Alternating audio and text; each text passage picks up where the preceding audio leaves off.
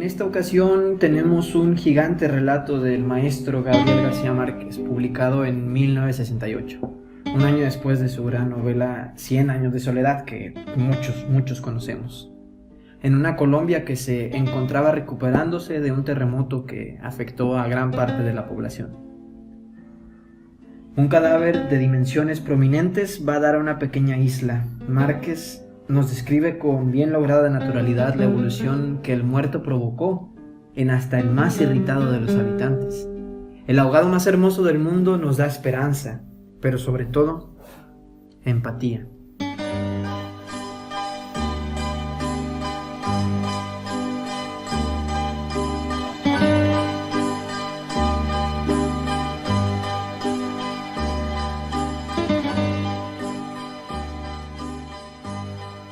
Los primeros niños que vieron el promontorio oscuro y sigiloso que se acercaba por el mar se hicieron la ilusión de que era un barco enemigo. Después vieron que no llevaba banderas ni arboladura y pensaron que fuera una ballena. Pero cuando quedó varado en la playa y le quitaron los matorrales de sargazos, los filamentos de medusas y los restos de cardúmenes y naufragios que llevaba encima, y solo entonces descubrieron que era un ahogado. Habían jugado con él toda la tarde, enterrádolo y desenterrádolo en la arena, cuando alguien los vio por casualidad y dio la voz de alarma en el pueblo. Los hombres que lo cargaron hasta la casa más próxima notaron que pesaba más que todos los muertos conocidos, casi tanto como un caballo, y se dijeron que tal vez había estado demasiado tiempo a la deriva y el agua se le había metido dentro de los huesos. Cuando lo tendieron en el suelo vieron que había sido mucho más grande que todos los hombres, pues apenas sí cabía en la casa. Pero pensaron que tal vez la facultad de seguir creciendo después de la muerte estaba en la naturaleza de ciertos ahogados. Tenía el olor del mar, y solo la forma permitiría suponer que era el cadáver de un ser humano, porque su piel estaba revestida de una coraza de rémora y de lodo. No tuvieron que limpiarle la cara para saber que era un muerto ajeno. El pueblo tenía apenas unas 20 casas de tablas con patios de piedras sin flores, desperdigadas en el extremo de un cabo desértico. La tierra era tan escasa que las madres andaban siempre con el temor de que el viento se llevara a los niños y a los pocos muertos que les iban causando los años tenían que tirarlos en los acantilados.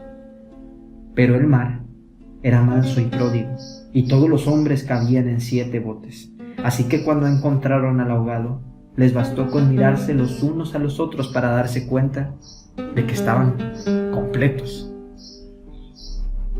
Aquella noche no salieron a trabajar en el mar. Mientras los hombres averiguaban si no faltaba alguien en los pueblos vecinos, las mujeres se quedaron cuidando al ahogado. Le quitaron el lodo con tapones de esparto, le desencadenaron del cabello los argojos submarinos y le rasparon la rémora con fierros de desescamar pescados. A medida que lo hacían, notaron que su vegetación era de océanos remotos y de aguas muy profundas, y que sus ropas estaban en piltrafas como si hubiera navegado por entre laberintos de corales.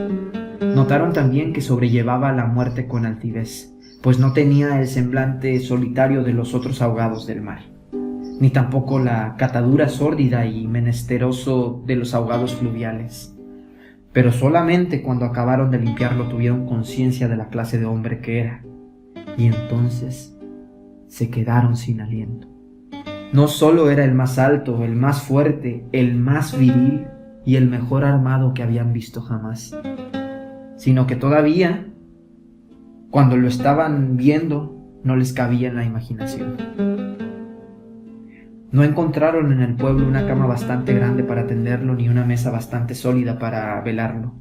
No le vinieron los pantalones de fiesta de los hombres más altos del pueblo, ni las camisas dominicales de los más corpulentos, ni los zapatos del mejor plantado. Fascinadas por su desproporción y su hermosura, las mujeres decidieron entonces hacerle unos pantalones con un buen pedazo de vela cangreja y una camisa de bramante de novia, para que pudiera continuar su muerte con dignidad. Mientras cosían sentadas en círculo contemplando el cadáver entre puntada y puntada, les parecía que el viento no había sido nunca tan tenaz, ni en el Caribe había estado nunca tan ansioso como aquella noche. y suponían que esos cambios tenían algo que ver con el muerto.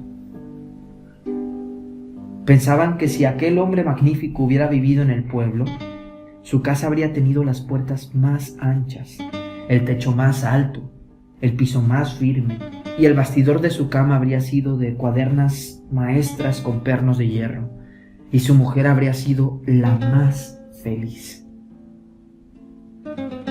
Pensaban que habría tenido tanta autoridad que hubiera sacado los peces del mar con tan solo llamarlos por sus nombres, y habría puesto tanto empeño en el trabajo que hubiera hecho brotar manantiales entre las piedras más áridas, y hubiera podido sembrar flores en los acantilados. Lo compararon en secreto con sus propios hombres, pensando que no serían capaces de hacer en toda una vida lo que aquel era capaz de hacer en una sola noche, y terminaron por repudiarlos en el fondo de sus corazones como los seres más escuálidos y mezquinos de la tierra. Andaban extraviadas por esos dédalos de fantasía cuando la más vieja de las mujeres, que por ser la más vieja había contemplado al ahogado con menos pasión que compasión, suspiró. «Tiene cara de llamarse Esteban». Era verdad. A la mayoría le bastó con remirarlo otra vez para comprender que no podía tener otro nombre. Las más porfiadas, que eran las más jóvenes, se mantuvieron con la ilusión de que al ponerle la ropa, tendido entre las flores y con unos zapatos de charol, pudiera llamarse Lautaro. Pero fue una ilusión vana. El lienzo resultó escaso.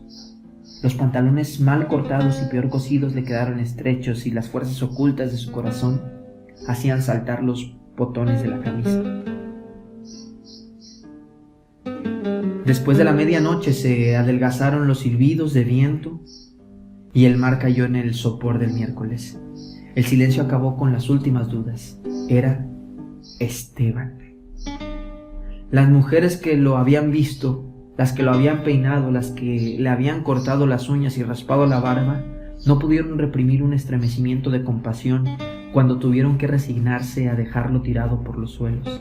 Fue entonces cuando comprendieron cuánto debió haber sido de infeliz con aquel cuerpo descomunal, si hasta después de muerto le estorbaba. Lo vieron condenado en vida a pasar de medio lado por las puertas, a descalabrarse con los travesaños, a permanecer de pie en las visitas sin saber qué hacer con sus tiernas y rosadas manos de buey de mar. Mientras la dueña de casa buscaba la silla más resistente y le suplicaba muerta de miedo: «Siéntese aquí, Esteban, hágame el favor». Y él, recostado contra las paredes, sonriendo: «No se preocupe, señora, aquí estoy bien», con los talones en carne viva y las espaldas escaladas de tanto repetir lo mismo en todas las visitas.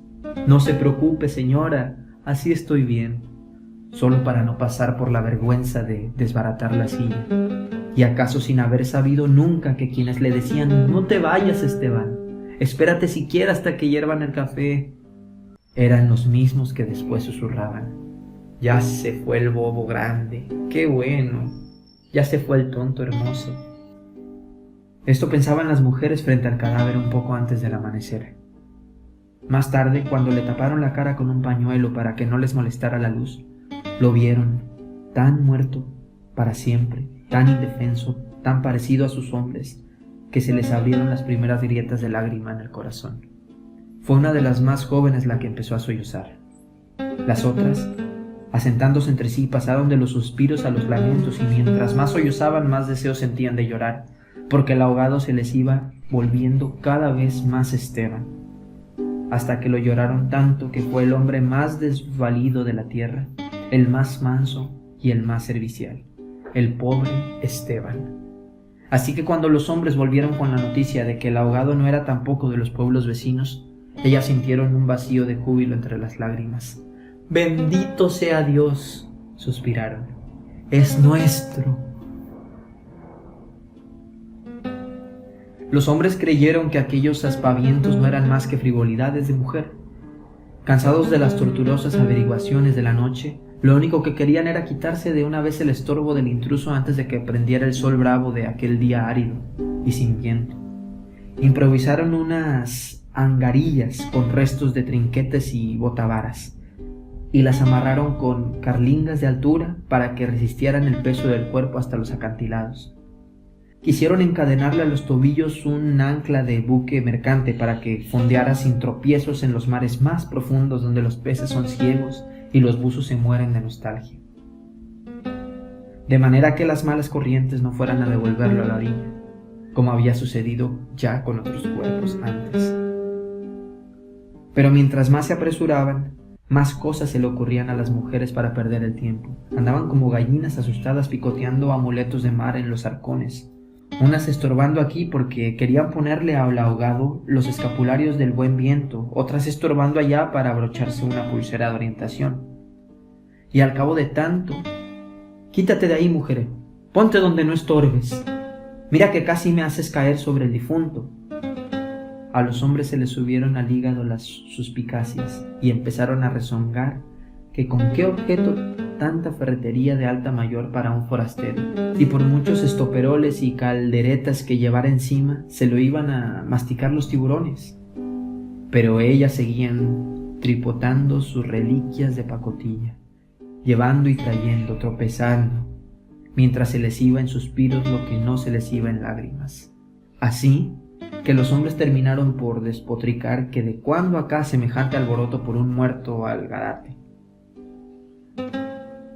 Un ahogado de nadie, un fiambre de mierda. Una de las mujeres, mortificada por tanta indolencia, le quitó entonces al cadáver el pañuelo de la cara, y también los hombres se quedaron sin aliento. Era Esteban. No hubo que repetirlo para que lo reconocieran. Si les hubieran dicho Sir Walter Raleigh, quizás hasta ellos habrían impresionado con su acento de gringo, con su guacamaya en el hombro, con su arcabuz de matar caníbales. Pero Esteban solamente podía ser uno en el mundo, y allí estaba tirado, como un sábalo, sin botines, con unos pantalones de 7 mesino y esas uñas rocallosas que solo podían cortarse a cuchillo. Bastó con que le quitaran el pañuelo de la cara para darse cuenta de que estaba avergonzado, de que no tenía la culpa de ser tan grande, ni tan pesado, ni tan hermoso. Y si hubiera sabido que aquello iba a suceder, habría buscado un lugar más discreto para ahogarse, en serio. Me hubiera amarrado yo mismo una áncora de galeón en el cuello y hubiera trastabillado como quien no quiere la cosa entre los acantilados, para no andar ahora estorbando con este muerto de miércoles, como ustedes dicen, para no molestar a nadie con esta porquería de fiambre que no tiene nada que ver conmigo. Había tanta verdad en su modo de estar, que hasta los hombres más suspicaces, los que sentían amargas las minuciosas noches del mar temiendo que sus mujeres se cansaran de soñar con ellos para soñar con los ahogados, hasta esos y otros más duros se estremecieron en los tuétanos con la sinceridad de Esteban. Fue así como le hicieron los funerales más espléndidos que podían concebirse para un ahogado expósito. Algunas mujeres que habían ido a buscar flores en los pueblos vecinos regresaron con otras que no creían lo que les contaban, y éstas se fueron por más flores cuando vieron al muerto y llevaron más y más hasta que hubo tantas flores y tanta gente que apenas si se podía caminar. A última hora les dolió devolverlo huérfano a las aguas y le eligieron un padre y una madre entre los mejores, y otros se les hicieron hermanos, tíos y primos, así que a través de él todos los habitantes del pueblo terminaron por ser parientes entre sí.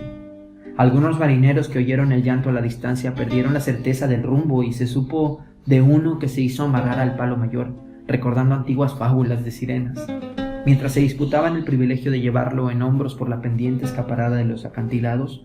Hombres y mujeres tuvieron conciencia por primera vez de la desolación de sus calles, la aridez de sus patios, la estrechez de sus sueños, frente al esplendor y la hermosura de su ahogado.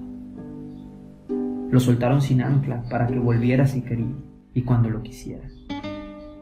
Y todos retuvieron el aliento durante la fracción de siglos que demoró la caída del cuerpo hasta el abismo. No tuvieron necesidad de mirarse los unos a los otros para darse cuenta de que ya no estaban completos, ni volverían a estarlo jamás.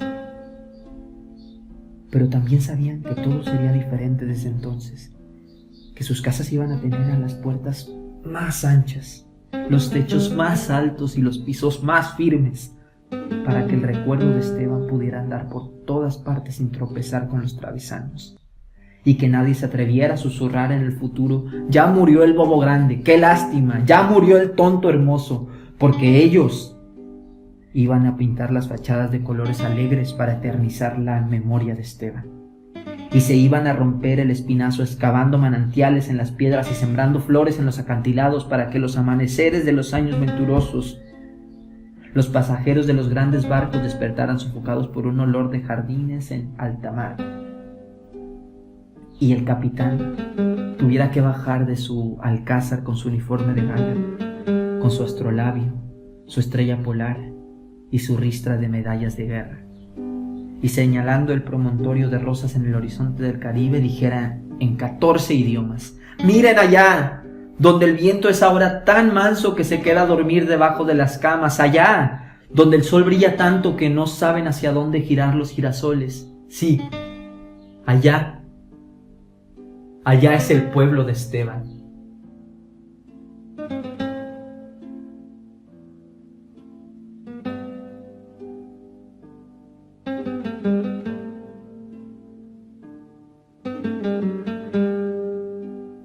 Gabo Márquez, el ahogado más hermoso del mundo. Este cuento fue traducido al inglés en 1972 para una colección llamada Liv Storm and Other Stories. Aunque Márquez ya era conocido en los Estados Unidos, sus novelas y sus cuentos ayudaron a restablecer el realismo mágico como género literario, colocando a los latinoamericanos como sus más grandes exponentes.